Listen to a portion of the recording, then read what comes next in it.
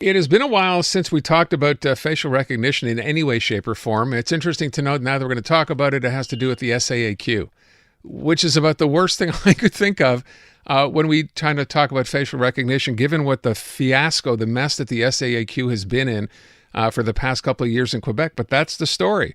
So the idea, a facial recognition project, which was suspended last year, is back apparently in action at the SAAQ, and not everybody is very happy. And obviously there's some privacy concerns here.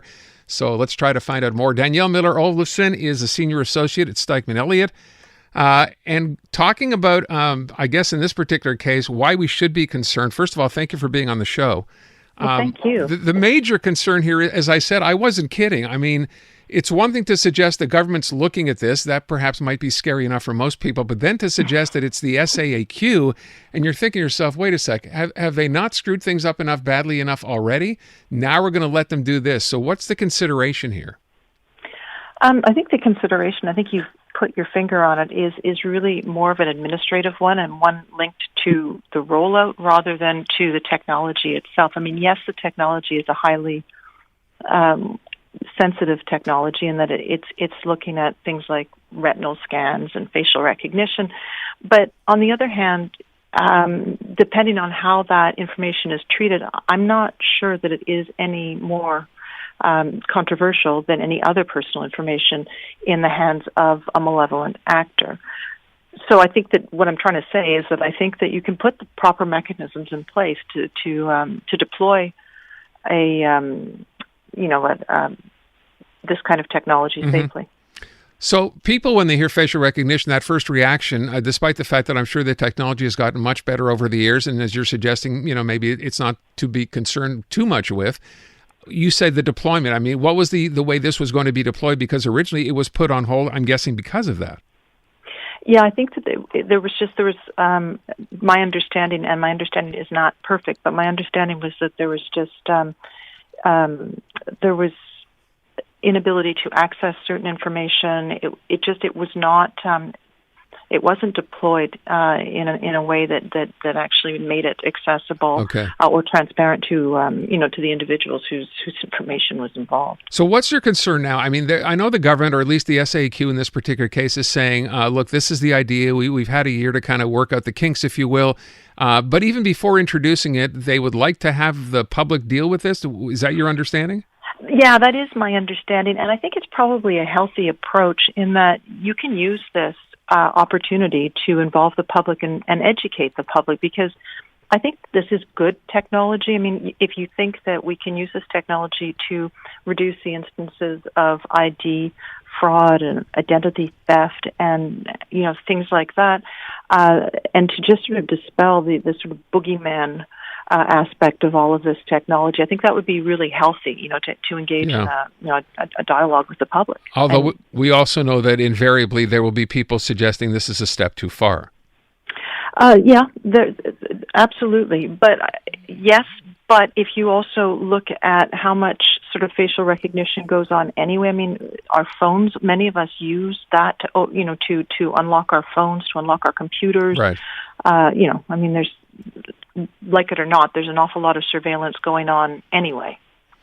Yeah, I'm just reading the comment here from the Surveillance Directorate of the Access to Information Commission. Yeah. And this is the quote: "Facial recognition is a particularly invasive biometric technology," unquote, which must be the subject of public debate. So, okay, great for public debate, but I don't know that the public is necessarily in a position to simply say, yes, we think this is okay, or no, we don't. Because I imagine the idea, and I understand that this, deals with solutions to a problem, and that's great, and maybe this is the best way to do it. But most people, as I said, look at this and think, you know what, you have enough information on me. I don't want to, have you get any more. I don't want you to subject me to have to do this. Is that a fair, reasonable argument?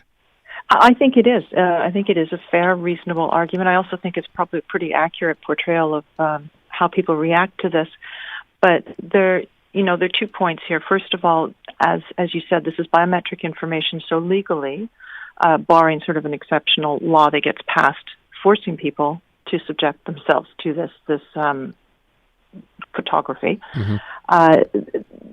people can object, and that's fine. So there is still a consent mechanism built in here. So the average individual who doesn't want to have their information collected this way can say, no, I don't want that, and they will have another option.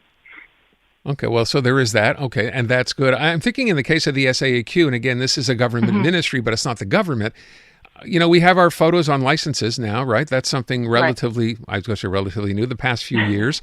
So we get to do this. And what would be the point of this for the government or just the SAAQ to have these files so you can't lie in a driver's license? Or is there some other, I don't want to say nefarious, is there some other rationale for why we need this information? I think it was to expedite services, if I understand correctly, so that, your photo would be in a bank, in one of their systems. And so, for example, if they see you walk in to renew your permit or to ask a question, they know exactly who you are, so they can pop your information up and there's no fumbling around. And they know that your information is accurate and is really about you. So I think that perhaps was the justification for this technology. Wait a sec. Now that you're saying this, I think to myself, wait, this could save time then if I go to any kind of a government agency. Well, I've changed my opinion completely. I'm in. I don't want to wait for an hour and a half at the SAAQ. If this makes it fast, I'm in. Let's go. I'm good. We don't need public consultation. I think that's the selling point. Well, yeah, I think it is one of the selling points. But I also think the accuracy, the anti-theft, we use these identification cards for so many purposes. Yeah. And if you're using somebody else's or if mine has been stolen, I want to know who's wandering around with my ID. Yeah, absolutely. And I'm thinking as you said that, imagine you have a credit card or a debit card, right? I know they have protection built in, but somehow if a photograph was on a card and couldn't be altered, that's just another level of security, is it not? It is. And this is just, I view it as just another more sophisticated photograph. We have photographs in passports. We put, it's holograms on passports to make them safer. This is just another level. It sounds scary when you use big words, but it really is just another way of being safe. Well, we shall look. We're not quite there yet, and as we said off the top, there will be public debate here. At least they've acknowledged that's necessary before we move forward. So we shall wait and see and deal with it again once it gets a little closer. Thank you so much for your time this afternoon. Thank you very much. You're welcome. Danielle Miller Olofsson, Senior Associate at Stikeman. Don't worry, don't panic, not yet. All the privacy concerns, as I said, it's still a ways away. Yes, we can all be concerned that the SAAQ is the one going to be doing this, given their history at doing anything, but we shall see.